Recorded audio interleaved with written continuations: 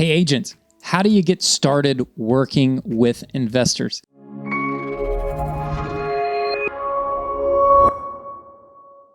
Hey guys, it's Brad from probatehouseguy.com. So I'm a real estate investor and I'm actually a real estate agent as well in Georgia. And today I'm going to talk about how to work with investors. Maybe you're a new agent, maybe you're an experienced agent, maybe you're looking to work with investors. A lot of agents have a bad taste in their mouth about investors. And rightfully so, right? There's good investors, there's bad investors, but really there's good agents and there's bad agents, right? I see both sides of the story, and I've worked with some terrible agents out there, and I've worked with some great agents out there, right? In any business you're in, there are good people and there are bad people, right? There are people that are really good at their job and there are people that are really bad at their job. It's the Pareto principle, right? It's the 80-20 rule. So today, let's talk about some ways to work with investors. Number one, okay. This is the number one thing you need to understand when working with an investor. We don't buy on emotion. This is just a math problem to us. It's just a formula. All we're doing is calculating a return on investment and figuring out whether or not a deal is worth our time and worth the return, both return on time and return on money. That's really all it is. To simplify it as much as possible, we're just trying to make a return on our money. At the end of the day, if I am looking at it, I'm going to break this down into flips and rentals, right? Okay, because probably most of the people watching this, I'm going to do another video about commercial properties, but right now let's talk about residential properties. Okay, so flips. I can't tell you how many times I get an agent who reaches out to me, says, hey, I got this great house, it'd be a great flip, and da-da-da-da-da. And I look at him like, no, this is a terrible flip. But you're nice. You play nice and say, oh yeah, this is nice. Da, da, da, da. But really, I'm thinking in my head, like, this is a terrible deal. Like, I wouldn't do this. And some people are going to be a jerk about it. Some investors are going to be a jerk and say, no, it's a terrible deal and blah, blah, blah, blah. But some people, if they have some decent, social skills, will be like, no, this is what I'm looking for. This is why this is not a good deal or whatever. That's me. I typically are going to be nice about it and say, hey, I'm looking for this sort of thing, and these are the things I'm looking for, and this is why, right? I'm going to explain why. And I'm not trying to be a jerk about saying no. I'm just saying that this deal doesn't work, and if it's not a deal, I don't do it. I don't buy it, right? Let's look at flips here. All right. So from a flip perspective, we are looking at risk, okay? We also need to understand ARV. After repaired value. You've probably heard that term before, but after repaired value, what am I going to be able to sell this house for when I'm all done? And I'm here to tell you that while there are some investors out there who like to reach for the stars, most of us are actually kind of conservative about what we try to sell a house for. We're not willing to take a gamble on things, especially now that the market's kind of frothy since the market correction. Making this video in, June? Wow, of 2023. And it's been almost a year ago. It was like July that the market sort of turned, right? When interest rates started shooting up. And it's been a weird up and down market over the past year, really predicated on just whatever the interest rates are doing at the time. Inventory is still really low, and demand is high, but demand is typically driven by inventory. So we've seen these ups and downs, and depending on the price point and you're in, we've seen some price corrections, right? Okay, if I'm buying a flip, I'm trying to be conservative. I'd rather list and sell that property at a price that I know it's going to sell for than try to maybe take a gamble and shoot for the moon and say, well, all the other comps are 340. Let's try this at 360 and see how we do. I'd rather list that property at like 340 or like 350 and not try to be greedy. There's the old saying that pigs get fat and hogs get slaughtered, right? And that's how I run my business, right? It's don't try to be greedy. This is about consistency, and I look at it from the number of deals that I do, right? As long as I'm consistently hitting base hits, right? I'm going to do a baseball analogy here. I just like to hit a bunch of base hits, right? And occasionally I'm going to hit a home run. For instance, I've got a flip that's finally closing this week, and it was just a little cosmetic rehab, and I thought that actually wasn't going to be a good deal, but now I'm going to make like 60 grand on this deal. It's going to be actually a pretty decent deal. And so I consider that one kind of a home run for me.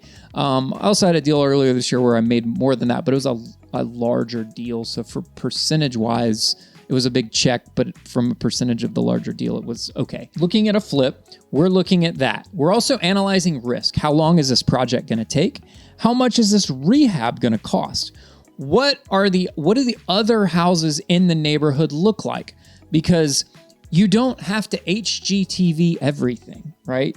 I tell that to new investors I talk to all the time. You don't need to HGTV everything. I do whatever the neighborhood says it needs.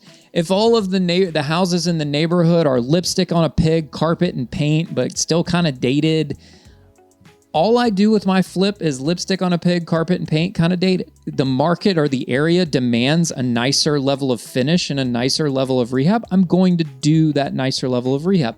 There's some investors I know who, granted, they put out a good product, but they over rehab everything.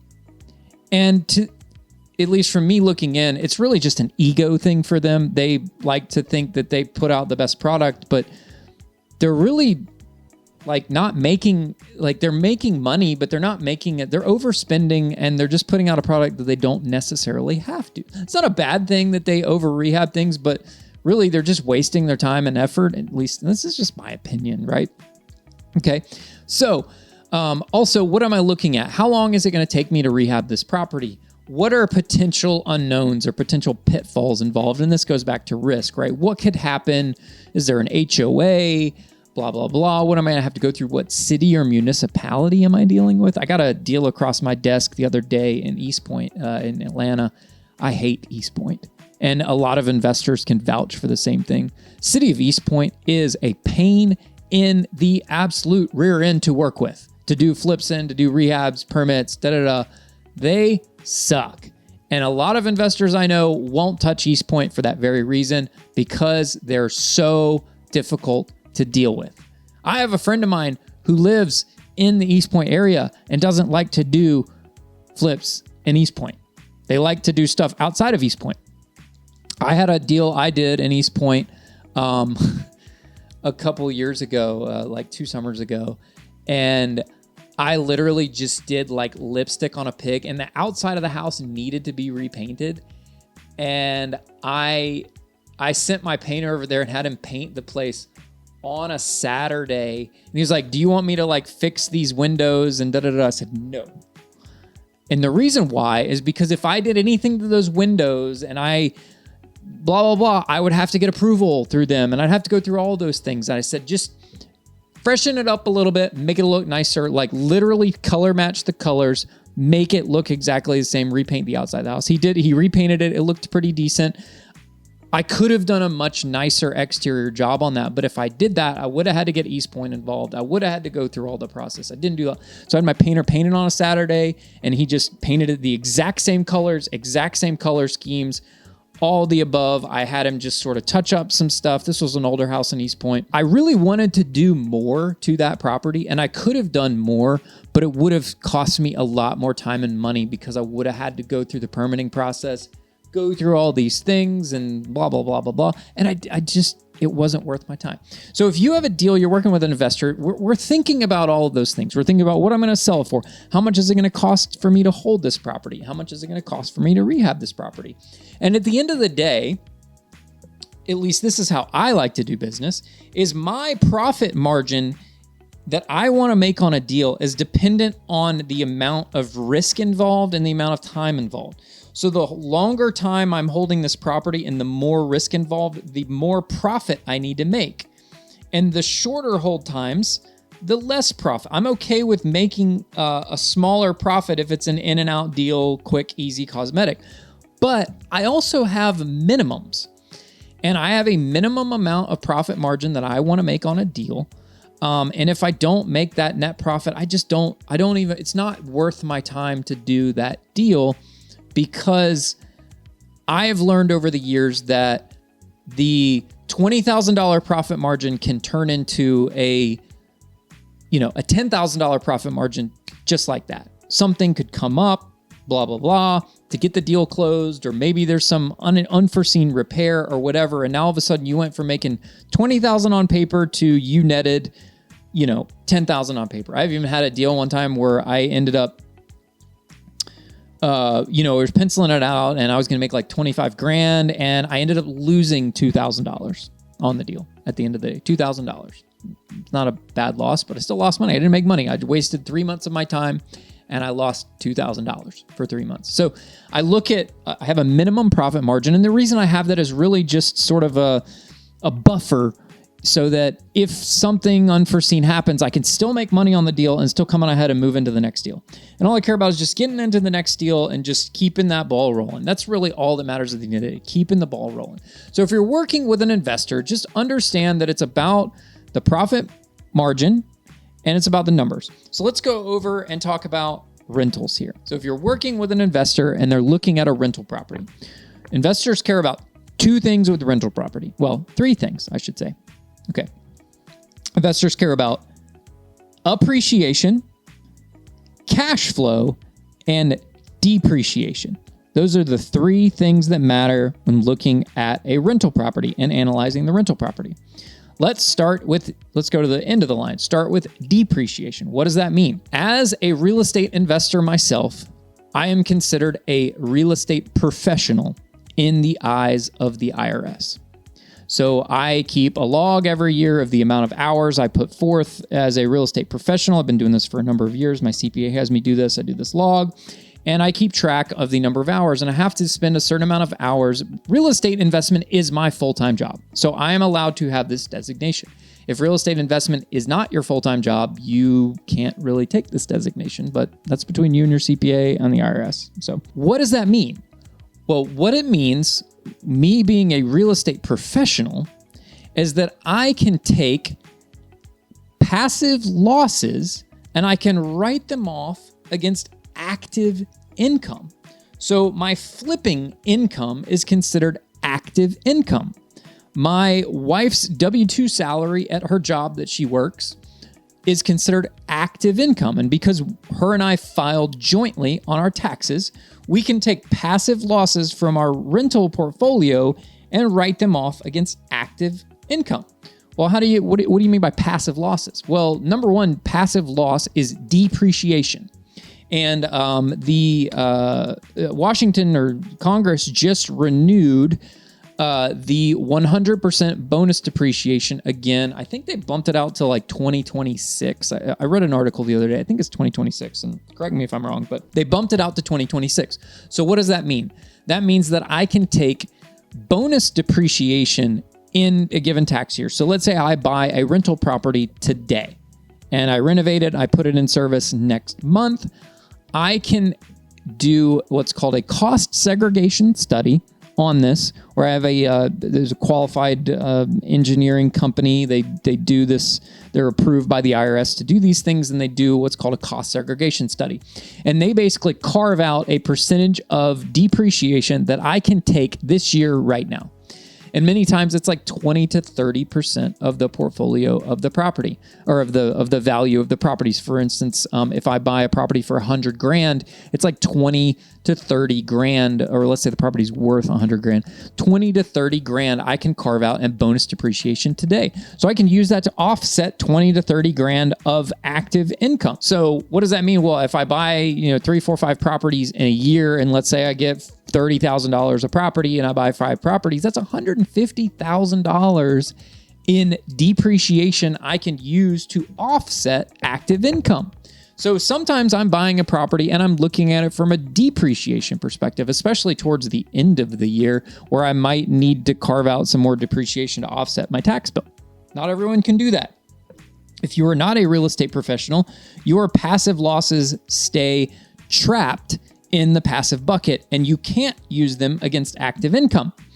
But if you are a real estate professional, and you can go online and research and see what considers a real estate professional in the eyes of the IRS, then you can figure out whether you qualify or not. Okay, so depreciation. Now let's talk about appreciation, okay? Investors like appreciation. Some of them buy for appreciation. Some of them buy for cash flow and appreciation. I buy for cash flow and appreciation. So I like to buy properties in decent areas, right? I don't like to buy properties in bad areas. Low dollar rentals, stuff that rents below, certain thresholds. I don't like to buy them because on paper they look great and they cash flow great, but the tenants are very difficult to manage and deal with, and there's high turnover, and they're more likely to mess up the property. And they, in the end of the day, they end up costing more money than they make. And while your cash flow might be great, you go to do a turn and you got to put $15,000 or $20,000 into a rehab to turn this property to move on to the next one. And now all of a sudden your cash flow you just made for the last 2 years or a year or whatever is out the window, and you really didn't make much money. Yeah, you bought this property for a really good deal. You got it for really, really cheap, and you're renting it for this price, but you're dealing with the pain in the rear end tenant and all these other things. So a lot of times those properties actually don't work out as well as you think they would work out. So I like to buy sort of starter homes, middle of the road kind of stuff, because I know it's going to appreciate a little bit. I don't buy in the super hot areas. If you go in like the really, really hot areas, more than likely that have really good appreciation potential are not probably going to cash flow all that great. They're not going to be good rental properties because they don't cash flow that good.